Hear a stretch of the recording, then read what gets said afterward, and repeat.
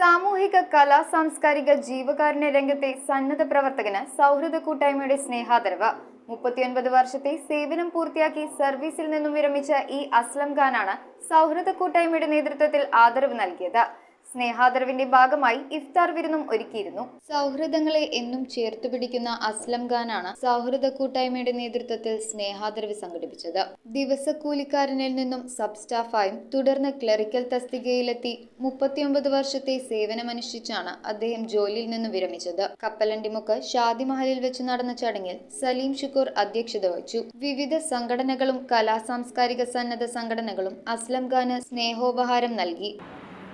കലാ സാംസ്കാരിക രംഗത്ത് പ്രവർത്തിക്കാനുള്ള അവസരം ലഭിച്ചത് സംഗീതത്തോടുള്ള എൻ്റെ ഒരു അഭിരുചിയാണ്.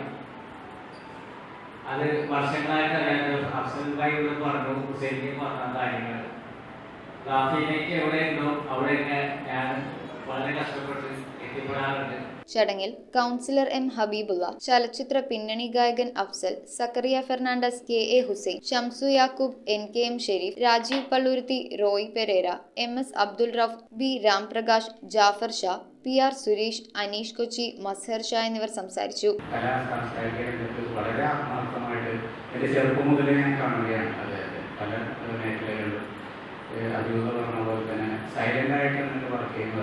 സ്നേഹാദരവിന്റെ ഭാഗമായി ഇഫ്താർ വിരുന്നും ഒരുക്കിയിരുന്നു. News bureau, Kochi.